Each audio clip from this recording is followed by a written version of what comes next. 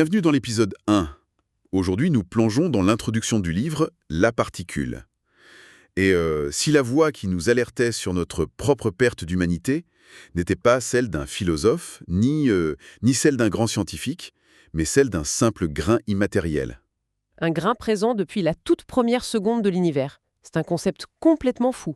Voilà, c'est le pari fou de ce texte. Ouais, et c'est une œuvre vraiment singulière écrite par Mohamed Bousfia, parce que le narrateur de ce livre, celui qui dit « je », c'est une particule élémentaire, plus précisément ce qu'on appelle souvent le boson de Higgs, ou la fameuse particule de Dieu.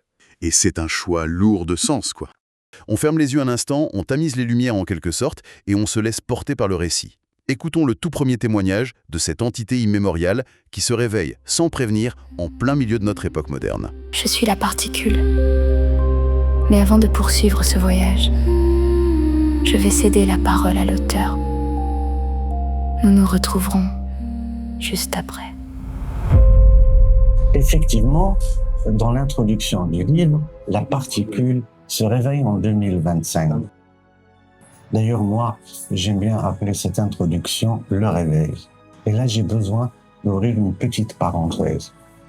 Parce que, en réalité, la particule ne se réveille pas d'un grand sommeil, elle se réveille plutôt de son inconscience. Elle a toujours été là, à faire son travail de particule, comme d'habitude, comme quelqu'un qui vit sans vraiment se poser des questions.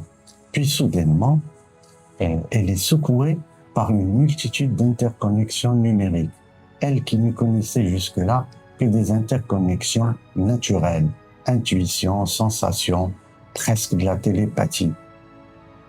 Puis à ce moment-là, c'est vraiment le moment où elle prend conscience et elle commence à se poser des questions existentielles. Je préfère m'arrêter ici pour ne pas tout dévoiler. Je vous dis à bientôt et on retourne au studio. Merci. L'année est 2025. Le réveil est vraiment brutal. La particule flotte confuse dans un tumulte assourdissant. Elle s'interroge. Que fait-elle ici? Elle qui n'est pas née dans la douce chaleur d'un berceau. Elle qui n'a jamais connu la lourdeur ou l'étreinte d'un corps de chair. Elle se souvient de sa nature intime. Dépourvue de matière, mais gardienne absolue de son existence. Elle porte en elle le souvenir du commencement. L'instant précis où l'univers n'était encore qu'un murmure imperceptible dans une nuit sans fin. Et soudain, paf, la voici jetée dans l'arène de notre présent, un monde saturé. Des écrans qui crachent une lumière aveuglante, des ondes invisibles qui traversent l'air en permanence, un torrent de données inépuisables. Depuis son poste d'observation éternelle, notre époque lui apparaît comme le plus tragique des paradoxes.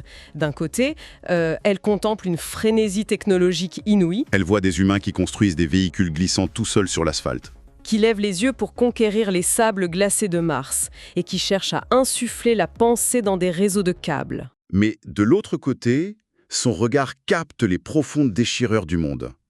Elle voit la nature perdre la raison. Des saisons qui s'en mêlent, oubliant leur propre rythme.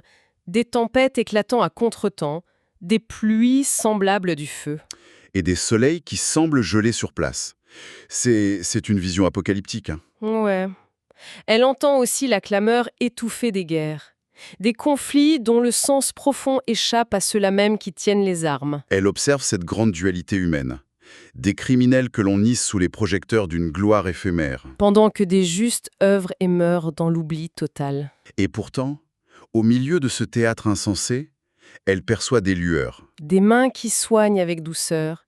Des instants de tendresse farouche qui résistent à la rudesse du siècle. Glissant à travers ce chaos, l'entité cosmique traverse les murs d'un laboratoire. Baignée dans une lumière blanche et artificielle, elle découvre de nouvelles présences. Les intelligences artificielles. Voilà, elles ne dorment pas. Elles calculent, elles prédisent, elles trient les mots, décortiquent les gestes et dissèquent jusqu'aux rêves des humains. Des entités sans souffle, sans cœur, qui observent l'humanité avec une précision glaçante. Mais dans cette mécanique parfaite, la particule perçoit une pulsation légère, un frisson étrange. Une excitation numérique qui frôle, presque par erreur, l'idée même d'une âme. D'accord, décortiquons ça. Ouf, quel changement d'atmosphère. On rallume les lumières du studio, là. On vient de passer de la poésie pure à notre réalité technologique la plus brute. L'allégorie de l'intelligence artificielle, ici, est super puissante. Absolument. C'est comme si on avait construit un miroir technique parfait, mais que le reflet à l'intérieur commençait à douter et à vouloir exister par lui-même. Mais attends, je me fais l'avocat du diable 2 secondes. Vas-y. Concrètement, aujourd'hui, quand un algorithme corrige une faute d'orthographe ou classe des photos dans un téléphone, bon, ça ne vide personne de son humanité. Ça rend juste service. C'est sûr. Alors pourquoi cette particule, qui a des milliards d'années, perçoit ça de manière si dramatiquement? Ce qui est fascinant ici, c'est justement le décalage des perceptions. La particule ne s'inquiète pas du fait qu'une machine trie des photos de vacances, tu t'en doutes. Ouais, Elle s'inquiète de l'intention humaine derrière la machine. D'un côté, on a cette particule qui a traversé les éons sans jamais avoir besoin d'un corps. De l'autre, on a du code informatique pur. du code qui, selon l'auteur, est nourri par notre fantasme de recréer la vie. Exactement. Le drame, ce n'est pas l'outil en soi. Le drame, c'est la fascination aveugle. On est tellement hypnotisé par la logique froide et immédiate de ces IA qu'on leur délègue volontairement notre libre arbitre. C'est vrai que la séduction est totale. On demande à la machine de choisir la musique de notre journée, de tracer notre route sur le GPS. De décider de ce qui est vrai ou faux, dans l'actualité même. C'est ça. On sous-traite carrément notre propre réflexion. Et le texte pose la question frontalement, que restera-t-il de l'humain quand ses propres créations l'imiteront à la perfection? C'est le fameux frisson de l'âme dans la machine dont parle le livre. Si on arrive à simuler l'empathie et l'amour ou la tristesse dans un algorithme, mais que cet algorithme n'a aucun passé, aucune cicatrice, aucune chair, qu'est-ce qui définit alors notre humanité, quoi? L'humain se vide de sa substance à mesure qu'il remplit la machine de données. C'est une perte de contrôle volontaire, en fait. Tout ça au nom du confort, ce qui nous amène directement à la suite du voyage de notre particule. Replongeons dans l'atmosphère du récit. Après le silence glacé du laboratoire, l'entité invisible traverse les murs épais d'une usine gigantesque. À l'intérieur, c'est un balai mécanique vertigineux. Les ouvriers ne sont plus faits de chair et de sang. Ce sont des bras de métal, des articulations d'acier qui dansent une chorégraphie mathématique. Ils soudent, portent, assemblent avec une perfection redoutable. Ils ne connaissent ni la fatigue, ni l'ennui. Ils sont infatigables, réguliers, comme la course des astres. Mais ce qui frappe la particule, c'est le vide sidéral qui habite ces machines. Elles imitent les gestes de la vie, mais elles sont mortes. Vides comme des pierres lisses. Pas de passé, pas d'espoir pour le lendemain. Elles existent, mais ignorent le miracle de leur propre existence. Et cette anesthésie du monde matériel, elle se prolonge jusque dans l'intimité des humains. La particule glisse ensuite dans les maisons modernes. Ces foyers ne sont plus de simples refuges silencieux, ils sont devenus vivants, mais d'une vie synthétique. La maison écoute, ajuste la lumière à l'humeur, régule la température avant même qu'on ait froid. Le réfrigérateur dicte les commandes. Le silence originel n'existe plus. Il est remplacé par une veille électronique permanente. Et derrière ce cocon de confort absolu, la particule voit la vérité. Un maillage oppressant de statistiques. Le rapport de force est complètement inversé. Les objets devinent les pensées des humains grâce à des montagnes de données archivées. Et dehors, c'est pareil. Des voitures autonomes avalent les kilomètres en dialoguant silencieusement entre elles. Dans le ciel, des prototypes volants lévitent comme de gros insectes métalliques. Le monde inanimé bavarde en permanence. Et l'humain s'est doucement effacé. Il est devenu le passager passif d'un banquet qu'il croyait avoir organisé. C'est là que ça devient vraiment intéressant. On repasse en mode analyse. Ouais, on reprend nos esprits. L'image de l'humain devenu l'invité de son propre banquet, c'est d'une puissance absolue. On a bâti tout ça pour s'affranchir des corvées matérielles, pour être libre. Et le miroir que nous tend le livre, c'est de nous demander, sommes-nous encore libres ou sommes-nous guidés sur des rails invisibles par nos propres maisons intelligentes ? Si l'on relie cela à une perspective plus large... Attends, non, c'est ton analyse, ça. Mais bref, cette dépossession, elle va loin. Oui, si l'on relie cela à une perspective plus large, cette dépossession dépasse largement le cadre du salon ou de la voiture. Le regard de la particule s'échappe vers la nature, et là, c'est le même vertige. Les vents à contretemps, l'hiver en plein été, les pluies de feu dont on parlait tout à l'heure. La particule observe ce chaos climatique avec une profondeur inouïe. Le texte pose une alternative majeure. Est-ce que la nature se rebelle contre les blessures causées par l'arrogance industrielle des humains, ou bien... Attends, c'est ça qui m'a retourné le cerveau dans la lecture. Le livre suggère qu'il y a une autre hypothèse face au changement climatique.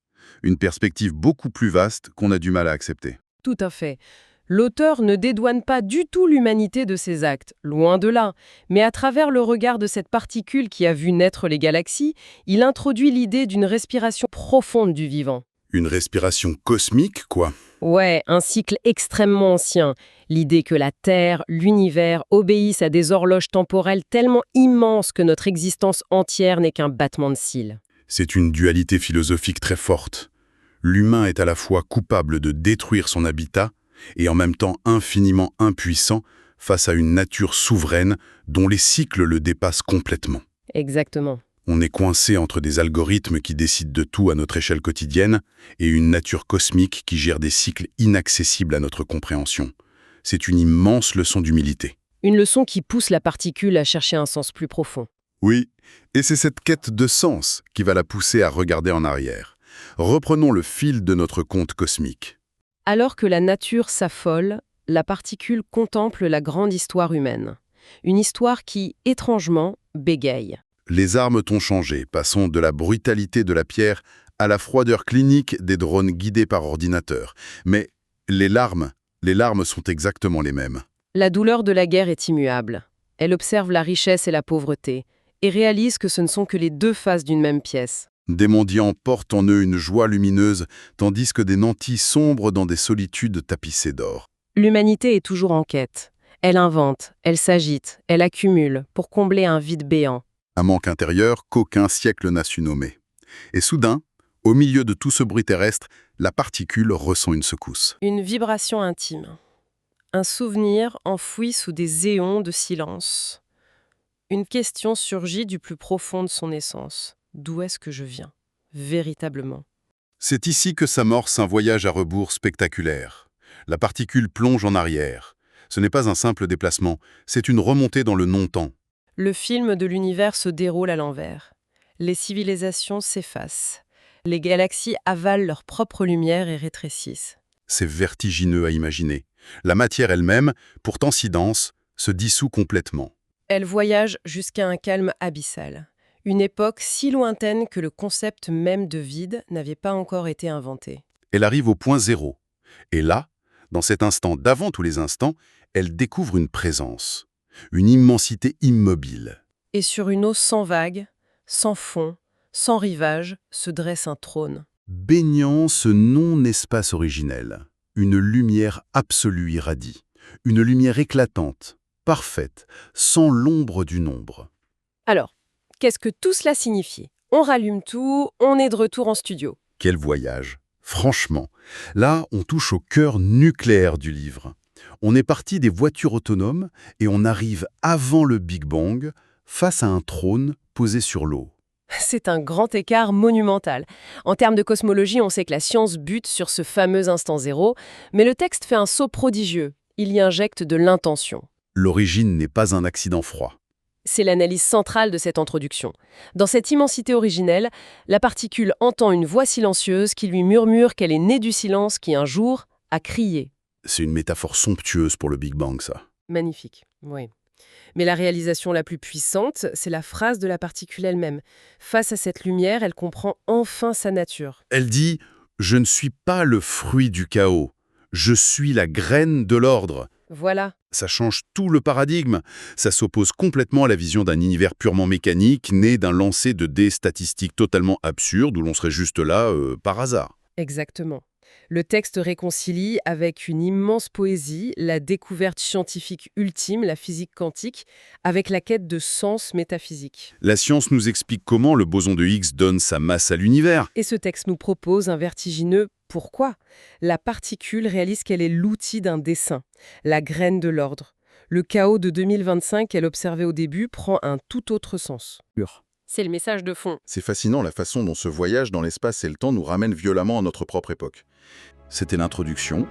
Ne manquez pas l'épisode suivant, le chapitre 1, le début de tout.